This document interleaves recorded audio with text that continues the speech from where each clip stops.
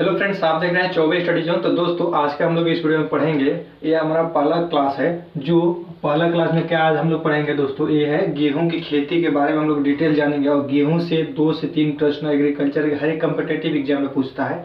तो चलिए दोस्तों, जो चीज़ एग्जाम में पूछता है वही मेन टॉपिक मैंने इस बोर्ड पे लिखा हुआ है और इसी चीज़ को मैं बताऊंगा। और दोस्तों ये बहुत ही इंपॉर्टेंट है।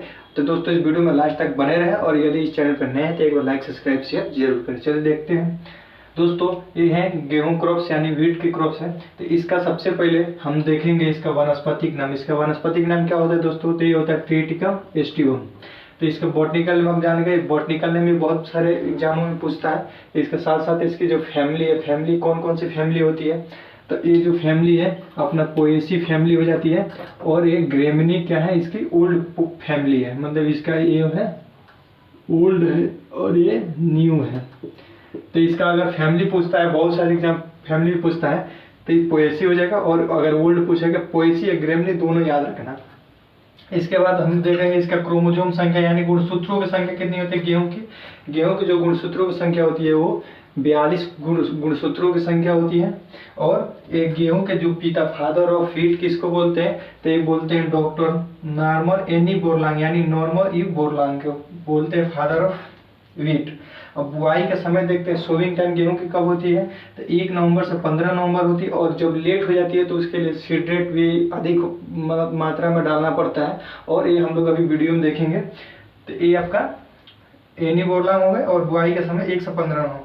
बुआई की विधियाँ किस किस विधि से बोलते हैं, ड्रिबलिंग के द्वारा, केरा विधि के द्वारा, कोरा मेथड और सामान्य, और FIRV है जो न्यू मेथड अभी आई हुई है इसके द्वारा बोलते हैं। अब ये NPK की मात्रा कितनी होती है गेहूं में, प्रति हेक्टेयर NPK की मात्रा कितनी होती है, तो वो होती है 120 kg नाइट्रोजन, 60 kg फास्फोरस और 40 kg पोटास और 25 kg जो होता है जिंक डालना जरूरी होती है। तो दोस्तों NPK की मात्रा भी आपको पता चली है।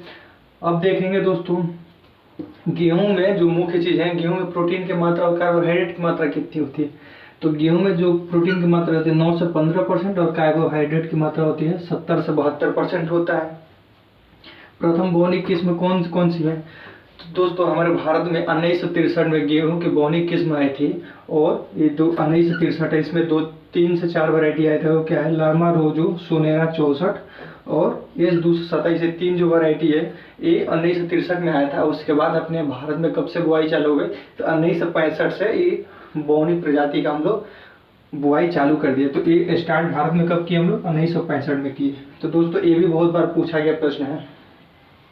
चलिए अब देख लेंगे सीड रेट क्या है। और इसके पहले मैं बता दूं कि इसकी जो गेहूं की उत्पत्ति स्थान कौन सा है, तो ये दक्षिण पश्चिम एशिया हो जाती है। जो गेहूं की उत्पत्ति स्थान है दक्षिण पश्चिम एशिया है।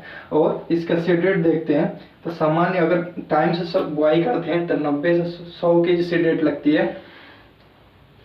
यदि लेट से करते हैं, यदि 15 नवंबर के बाद से लेट हो जाती है तो क्या होती है, 15 नवंबर से या नवंबर के बाद बहुत सारे जब कभी कभी जगह पर होती है जो पानी की वजह से, जो मतलब खाल वाली खेत होती है उसकी वजह से लेट से बुआई होती है, तो उसमें सीड रेट कितनी लगेगी फिर 110 से 125 kg यानी 125 kg मैक्सिमम होना चाहिए।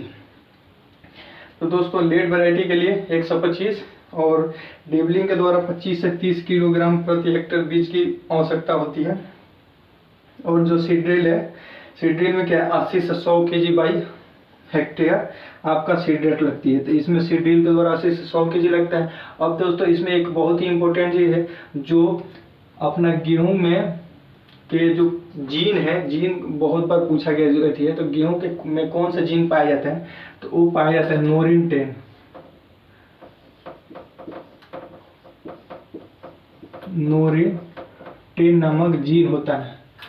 तो दोस्तों गेहूं में अपना कौन सा जीन पाया जाता है, तो नोरिन 10। तो दोस्तों यही हमारा ये डिटेल्स है। और दोस्तों इसी में से प्रश्न 1-2 प्रश्न आपको देखने को मिलेगा, इससे अधिक नहीं पूछता है। और वैरायटी के बारे में 2-4 पढ़ना पड़ता है। तो अगला टॉपिक जो बनेगी वो वैरायटी पे ही बनेगी। तो दोस्तों वीडियो अच्छी लगी तो एक बार लाइक सब्सक्राइब शेयर जरूर करें। तब तक के लिए धन्यवाद।